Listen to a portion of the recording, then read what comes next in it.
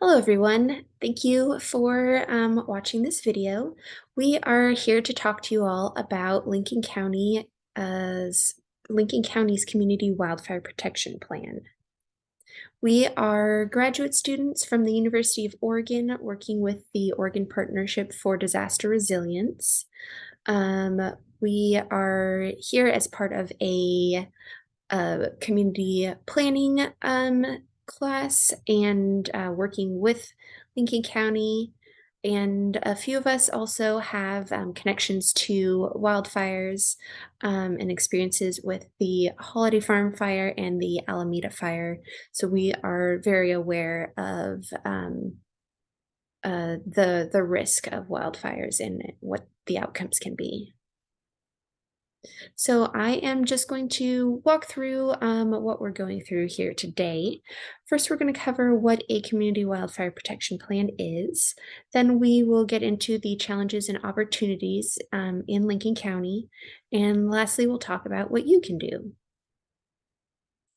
So a Community Wildfire Protection Plan, or CWPP, promotes wildfire resiliency, and the main goals are to reduce wildfire risk and catastrophic impacts of wildfire, to guide fire and forestry agencies and community planning to mitigate risk, and also to understand a community's fire risk, the challenges, and the opportunities there.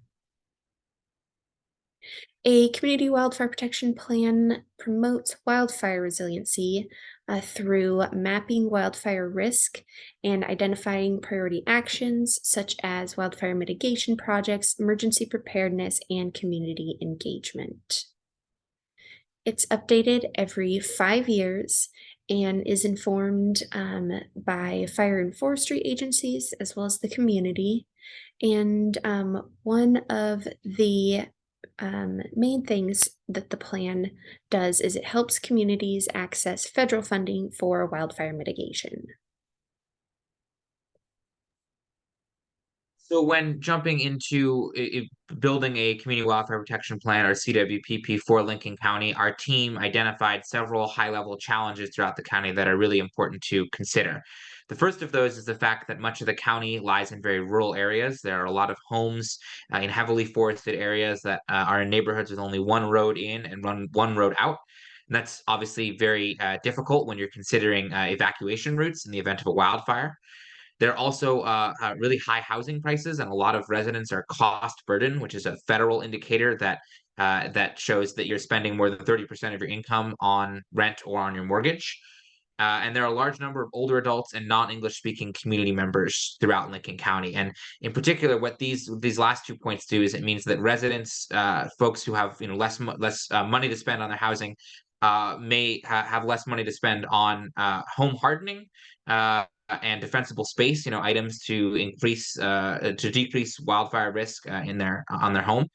It also means that folks, in particular non-English speaking community members, it'll be more difficult reaching those people in regards to communicating evacuation notices or communicating other emergency preparedness items, which can make it more difficult to ensure that a community is really mitigating wildfire risk.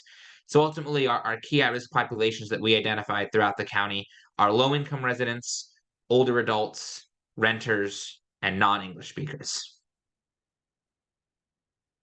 In addition to that, of course, there was a 2020 Echo Mountain fire in Otis and Rose Lodge that was a really devastating event that I think was one of the first major fires in Lincoln County in decades, and has really kind of set the tone for the work we've been doing. And our team was fortunate enough to speak with some community members at the Salmon River Grange in Otis and Rose Lodge.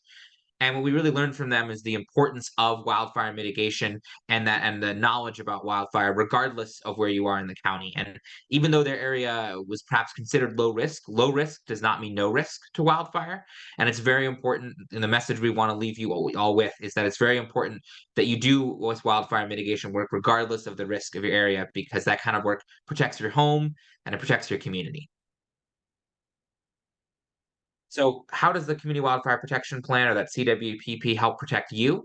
Well, first, it identifies risk reduction projects for each community. So, our team has interviewed all of the fire district and department chiefs throughout the county, and along with some other forestry agency folks, to really make sure we know what each community's high risk areas are, what neighborhoods have those, as I mentioned, those one road in, one road out, or in heavily forested areas, and really making sure that each community has their highest risk areas identified within this plan. It also establishes goals for community education. So, educational videos like this, workshops done throughout the community, and broader outreach to make sure that as many community members as possible know about the kind of work that they can and should be doing on their homes to mitigate their wildfire risk, as well as the resources that are available to them. And lastly, as Morgan mentioned, the plan maps community wildfire risk throughout the county. And so that it allows us to target the really high risk areas for mitigation, such as utility power lines. So, really, the plan really sort of from a top down level helps protect the community from wildfire.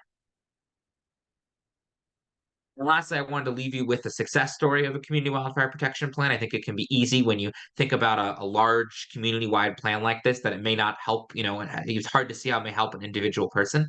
But this is a photo taken by a woman named Jenna Trentadue with the Oregon Department of Forestry.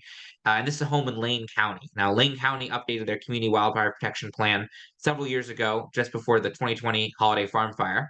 As part of that plan update, they were able to secure federal funding to undergo defensible space work throughout the community. And this home had defensible space created. As you can see, there's no trees immediately adjacent to the home. There's no brush low lying within that buffer zone around the home. And so, as a result, when this wildfire burned through around Labor Day weekend in 2020, it did not burn this home down.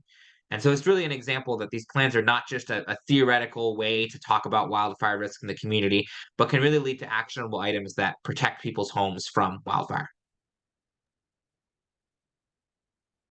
So what can you do? First of all, we appreciate you watching this video and taking the first step to learn more about all of this in wildfire world. But what you can really do is take action. And this diagram is the triangle of wildfire preparedness. So the home hardening side are the actions you can take to protect your home. Defensible space is the actions you can take around your home to protect your home. And evacuation planning are taking steps to just have a plan with you and your household to what to do in the event of a wildfire and really being prepared should that happen. You can also learn more about all of these different home hardening, defensible space, all these different pieces of wildfire preparedness through the Lincoln County website, which is where you may have found this video. So in particular, module 2, 3, and 4 are particularly helpful: animal preparedness, property protection for understanding wildfire risk, and emergency notifications and evacuation processes. You can also use this QR code to send you directly to that website. And, we really underestimate just talking to people. And this is something that sort of came up when the 2020 Otis fire happened, but since then has sort of quieted down. But it's important to talk to your neighbors, talk to your community, even just your friends and family about what you're doing and what your concerns are. That's a really great step. You could also consider volunteering with your local fire agency. Many already have volunteer programs.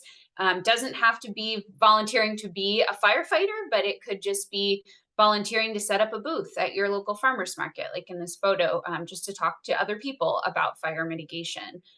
It could also be volunteering to make a meal for an event for your fire agency. So think about how you might be able to get involved. And finally, you could consider organizing a FireWise USA site. It's a program through the National Fire Protection Agency and Forest Service, and it provides a collaborative framework to help communities organize and take action around wildfire preparedness. So any community can become a wildfire or a FireWise USA site. There are actually 2 already in Lincoln County, and it can be a great way to mobilize your community and get some resources around all this work.